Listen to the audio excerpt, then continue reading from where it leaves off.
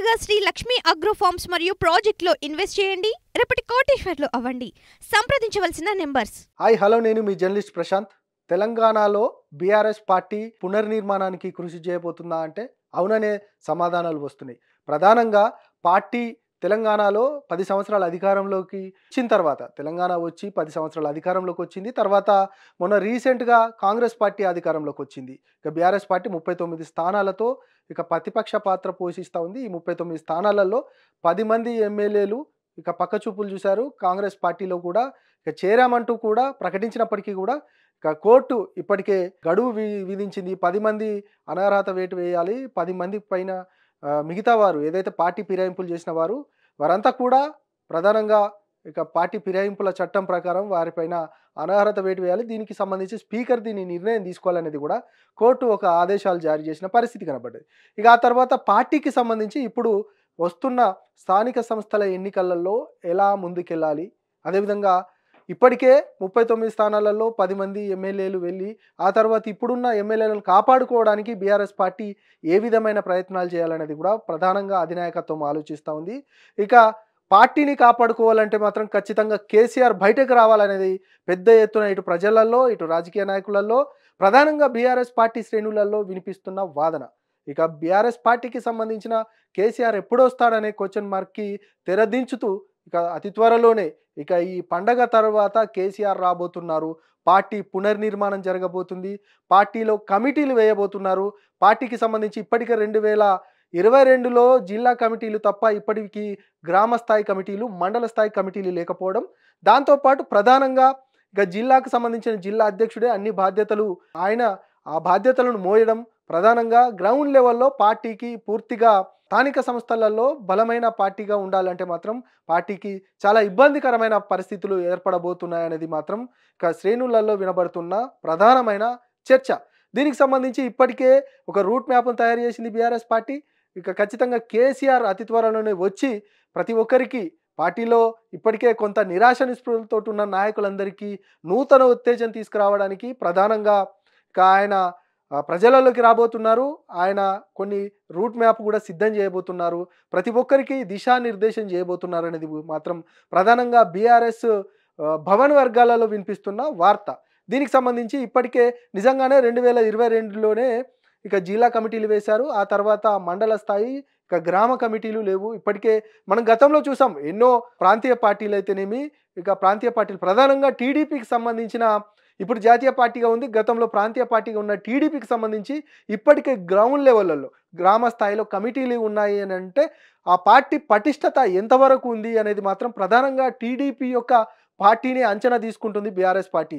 అందుకే ఖచ్చితంగా గ్రామాలలో కమిటీలు వేయాలి, పార్టీ పునర్వైభవాన్ని తీసుకురావాలనేది కూడా ప్రధానంగా చర్చించుకుంటున్నారు. ఇక దాంతోపాటు ప్రధానంగా కేసీఆర్ బయటకు వచ్చిన తర్వాత ఏ విధంగా ప్రజలలోకి వెళ్ళాలి, ఇక దానికి సంబంధించి ఏ నియోజకవర్గాలలో ఇక ప్రధానంగా ఏ జిల్లాలలో కూడా పర్యటించాలి, ఒకవేళ బస్సు యాత్రన లేదు పాదయాత్ర విధంగా వెళ్ళాలా అనేది మాత్రం ప్రధానంగా ఇక బీఆర్ఎస్ వర్గాలలో చర్చ.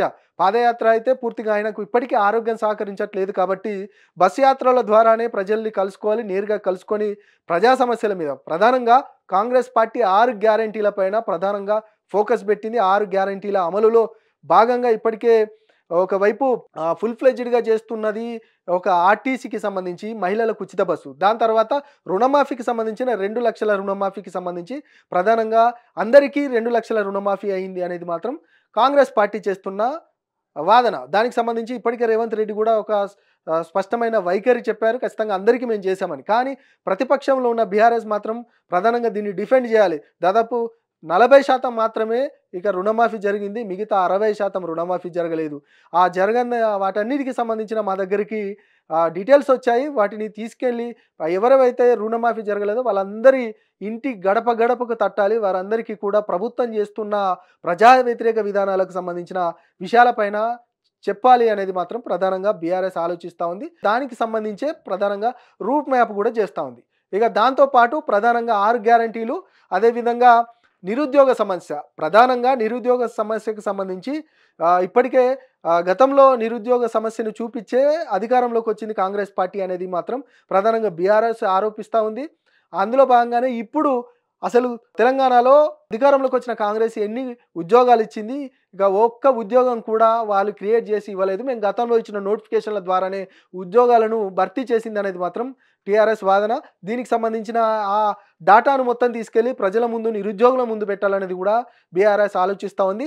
దాంతో పాటు ఇటు గ్రామ కమిటీలు, నిరుద్యోగ సమస్య, 6 గ్యారంటీలతో పాటు ఇక కేసీఆర్ ఖచ్చితంగా ప్రజలలో ఉండాలి. అయితే మనం ఏదైతే చూసామో ప్రధానంగా కేటీఆర్ అదేవిధంగా హరీష్ రావునే ప్రజల మధ్యలోకి పంపించి ఇక పూర్తి బాధ్యతలు, పార్టీ పూర్తి బాధ్యతలు వారికే అప్పగించాలనేది కేసీఆర్ ఆలోచించినప్పటికీ కూడా ఏదైతే ఇప్పటికే కాంగ్రెస్ మీదున్న కొంతమందికి రుణమాఫీ కాలేదు. దానికి సంబంధించిన వారు వ్యతిరేకత అంటే కొన్ని వర్గాలలో కొంత వ్యతిరేకత ఉంది. ఆ వ్యతిరేకతను ఖచ్చితంగా తమ వైపుకి తిప్పుకోవాలంటే మాత్రం ఒక కేసీఆర్ లాంటి ఫిగర్ ఉంటేనే ఖచ్చితంగా మనకు కలిసొస్తుందనేది మాత్రం ప్రధానంగా ఇటు బీఆర్ఎస్ ఆలోచిస్తా ఉంది. కాబట్టి ఇటు కేటీఆర్, ఇటు హరీష్ రావు ఒకవైపు వెళ్తున్నా కూడా ప్రధానంగా కేసీఆర్ వస్తేనే ఆ ఫుల్ ఫ్లెడ్జ్డ్ వీరికి అదనపు బలం వస్తుందనేది కూడా బీఆర్ఎస్ ఆలోచిస్తుంది. ప్రధానంగా ఇటు స్థానిక సంస్థల ఎన్నికలు, దాంతోపాటు తర్వాత జీహెచ్ఎంసీ ఎన్నికలలో కూడా వస్తున్న నేపథ్యంలో ప్రధానంగా ఈ అంశాలను తెర మీదికి తీసుకొచ్చి కేసీఆర్‌ను ప్రజల మధ్యలో తిప్పి ఆ తర్వాత ఇక పూర్తిగా ఎక్కువగా బీఆర్ఎస్ ప్రజల మధ్యలోనే ఉండి ప్రజల సమస్యలపైన పోరాడాలనేది మాత్రం ప్రధానంగా బీఆర్ఎస్ ఆలోచిస్తుంది. మొత్తానికైతే చూద్దాం ఏ విధంగా ముందుకెళ్ళబోతుంది బీఆర్ఎస్.